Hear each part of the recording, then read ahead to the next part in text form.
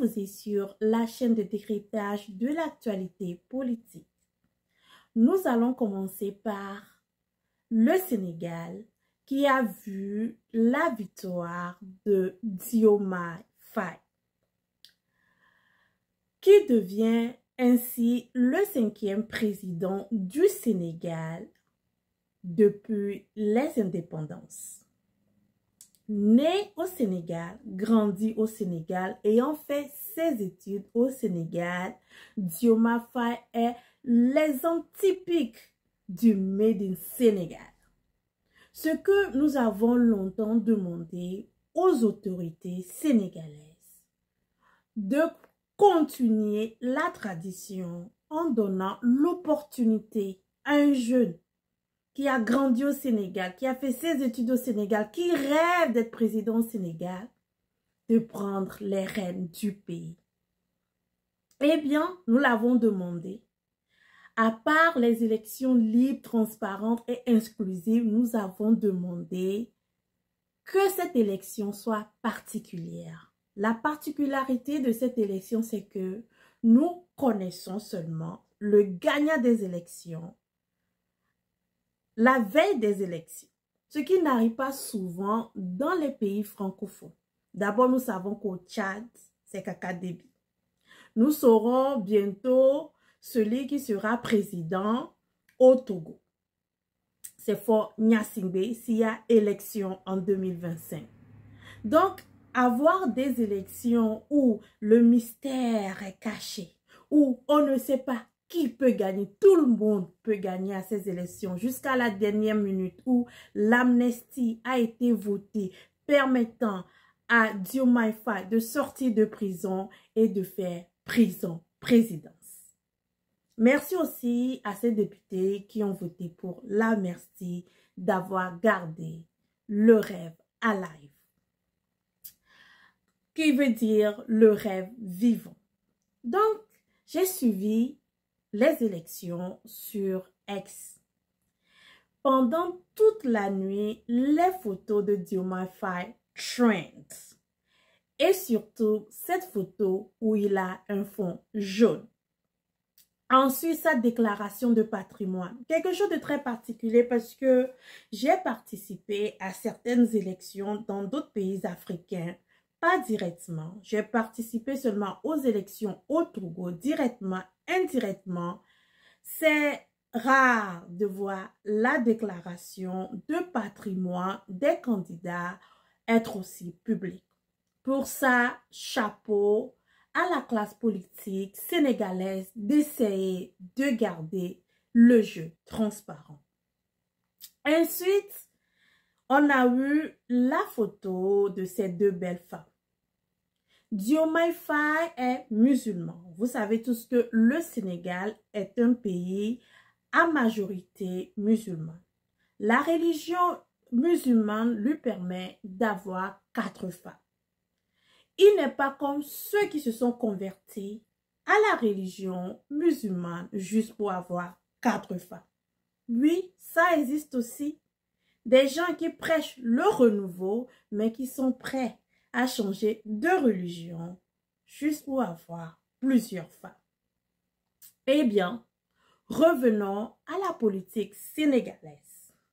Donc, Diomaye Faye, né au Sénégal, grandi au Sénégal, qui pendant un certain temps était sous l'ombre d'Ousmane Sonko, a réussi à passer de numéro 2 à numéro 1 du PASTEF et de numéro 1 du PASTEF à numéro 1 au Sénégal. Les élections peuvent être libres, mais ne peuvent pas être transparentes. C'est pour ça encore nous allons atterrir nos voix pour demander à ce que les autorités sénégalaises nous montrent le bon exemple en organisant des élections libres, transparentes et inclusives. Revenons maintenant au Niger. C'est vrai, je ne peux pas faire une vidéo sans parler du Sénégal. Parce que c'est un pays qui nous tient tous à cœur et que c'est un pays qui nous a montré quand même que dans le domaine de l'alternance au pouvoir, on peut prendre l'exemple du Sénégal quand même qui a pu alterner des présidents jusqu'à ce que nous arrivons aujourd'hui à Macky Sall. Donc on aimerait quand même qu'au moins le Sénégal garde cette tradition d'alternance à la tête de l'État. Moi, je suis togolaise. Je ne connais qu'un seul président vraiment du moment où je suis passée du père au fils. Donc, quand je vois les pays quand même qui ont cette tradition d'alterner à la tête de l'État, on les encourage de continuer l'alternance. Mais une alternance un peu plus poussée en rendant le jeu politique plus attractif. On veut être surpris, on veut voir de la vraie politique, comme ça se fait dans certains pays anglophones où à la dernière minute, les candidats auxquels on ne s'attendait pas finissent par remporter le pouvoir, ce qui rend la vie politique intéressante, qui fait que les jeunes qui voient ça ont quand même confiance aux institutions de l'État, ce qu'on ne voit pas vraiment dans les pays francophones. Tout ce qui est institution de l'État, les jeunes doutent de ça. Même si on appelle les résultats d'une élection, tout le monde se dit qu'il y a quand même quelque chose qui n'a pas été fait. Donc, je demande aux autorités sénégalaises de rendre le jeu politique attractif en rendant les élections libres, transparentes. À écouter. Le nouveau président sénégalais qui a quitté la prison pour arriver à la présidence grâce à cette jeunesse sénégalaise est aussi appelé anti-système. Anti-système, vous pouvez aussi dire anti-globalisme et plus pro-panafricaniste. Il a déclaré que s'il est élu président, il va revoir les accords liés à l'exploitation du gaz ou du pétrole. Le Sénégal va commencer par exploiter son gaz et son pétrole et aussi lutter plus pour le panafricanisme qui est une vision plus africaine de la politique et de l'économie. Donc, il a beaucoup de chantiers et j'espère que un aperçu des 5 grands défis économiques post-Macky Sall, d'abord la création d'emplois, la croissance en général, les infrastructures. Macky Sall, le gouvernement Macky Sall a construit beaucoup d'infrastructures, mais le chantier n'est pas fini.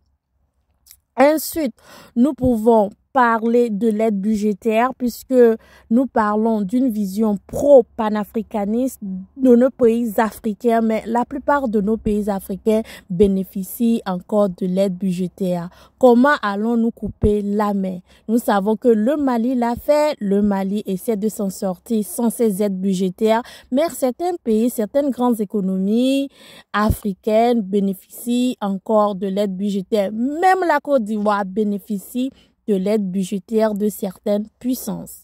Donc, il y aura ce problème que le gouvernement de Diomaye Faye doit affronter. Comment le Sénégal peut vivre sans bénéficier des aides budgétaires. Mais une bonne nouvelle, ce gouvernement sera le gouvernement qui va lancer l'exploitation du gaz et du pétrole au Sénégal. Comment régler ce secteur? Sachez aussi que les pays africains qui ont trouvé du gaz et du pétrole sous leur terre ne leur ont pas apporté le bonheur comme cela est arrivé dans les pays désertiques comme l'Arabie Saoudite ou les pays du Moyen-Orient où la découverte du pétrole est devenue une richesse pour le pays. Donc, comment les Sénégalais vont encadrer cette nouvelle manne financière?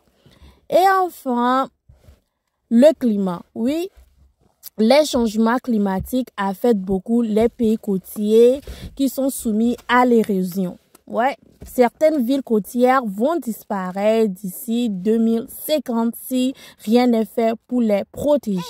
Dakar est l'une de ces villes. Donc, ce n'est pas un chantier facile.